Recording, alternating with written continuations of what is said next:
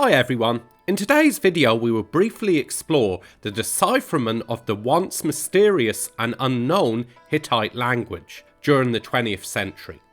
Even though the once lost civilization and empire of the Hittites had begun to be rediscovered during the 19th century, it was not until the first half of the 20th century that their language was finally deciphered.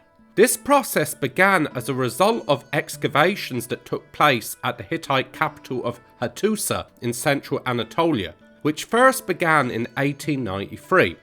However, it was during excavations in 1906 by the Germans, led by Hugo Winkler, that thousands of baked clay tablets were uncovered, and which contained an ancient writing system known as cuneiform.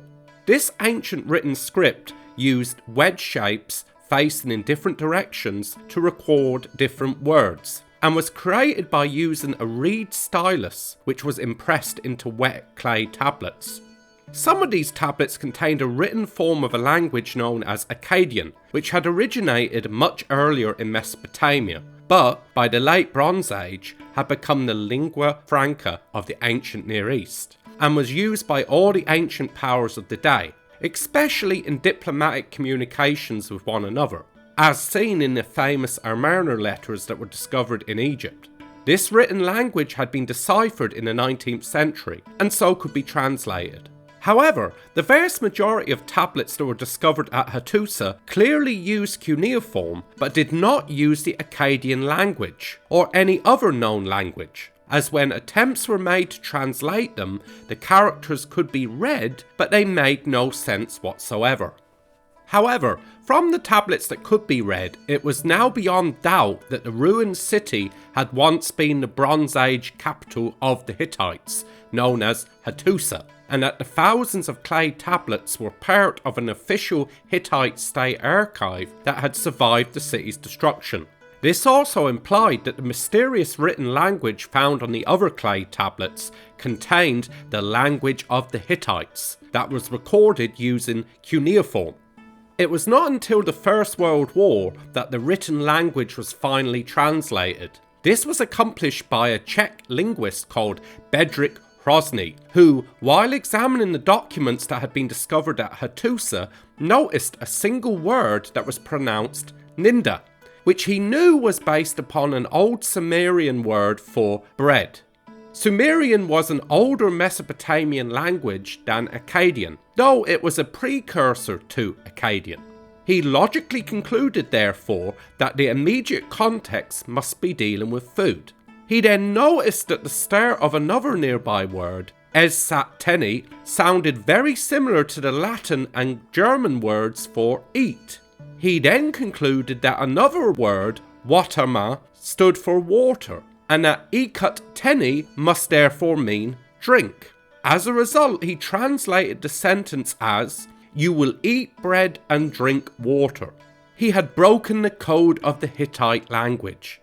He had also discovered that the language of the Hittites was not, as was previously assumed, a Semitic language, like Hebrew, Akkadian, Aramaic, Arabic, to name just a few, but was in fact a part of the Indo-European language family, of which languages like Latin, Greek, German, English and others are a part of. Hittite, in fact, is the earliest known surviving Indo-European language. In fact, this identification that an Indo-European language, like that of Hittite, was present in the ancient Near East had been actually put forth in 1902 by a Norwegian scholar, J.A. Knudsen, based upon his study of just 2 tablets that were found at Amarna, Egypt. He did not know that they were written in Hittite, but he had rightly concluded that the tablets actually used an Indo-European language and were intended for somewhere in Anatolia. However, due to mass scholarly protest and opposition at the time, he soon withdrew his claim, as it was wrongly believed at the time that no Indo-European language could have been present in the ancient Near East during the Bronze Age. Hrozny's findings were published in 1915 in an article titled "The Solution to the Hittite Problem." Then later in 1917, he published the very first book on Hittite grammar. The Hittite language in cuneiform had well and truly been deciphered. It was soon discovered too that the Hittites did not call their language Hittite, but rather they called their language Nessite, after their ancestral home city of Nessa, also known as Cannes in Anatolia, though the naming convention of calling their language Hittite has remained in both academia and amongst the general public. But what of the mysterious hieroglyphic script discovered by Texier and identified as Hittite by Sayce that was discussed in my previous video? Well, over the years, small progress had been made trying to decipher it. However, this mystery began to be resolved in 1946 when a bilingual inscription was discovered at the site of Kara Tepe in southeast Turkey. This inscription, which is dated to the 8th century BC, was written both in the unknown hieroglyphic script and in Phoenician, a written language that could be translated. By 1974, it was concluded that the hieroglyphic script was actually a script that was used by another Anatolian people, known as the Luvians, that dwelt to the lands to the south and west of the Hittites' land of Hatti, and who spoke a similar yet distinct language to the Hittites. It was revealed that the Hittites began to use this unique script for royal seals and official inscriptions during the New Kingdom period, from about the 15th century BC, though it is not fully understood as to why exactly the Hittites chose to start using this particular script.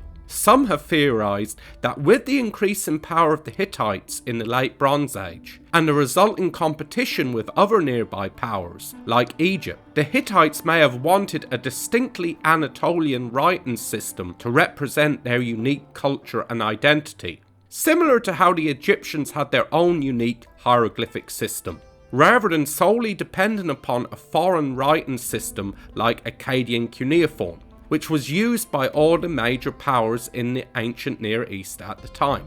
Whatever the reasoning the Hittites had, they continued to use this script until the end of the Neo-Hittite period, around 700 BC. Next time we will begin to explore the historical origins of the Hittite people in Anatolia. Now until next time, thank you for watching. If you enjoyed this video, please don't forget to leave a like, comment and subscribe for more new videos every Friday.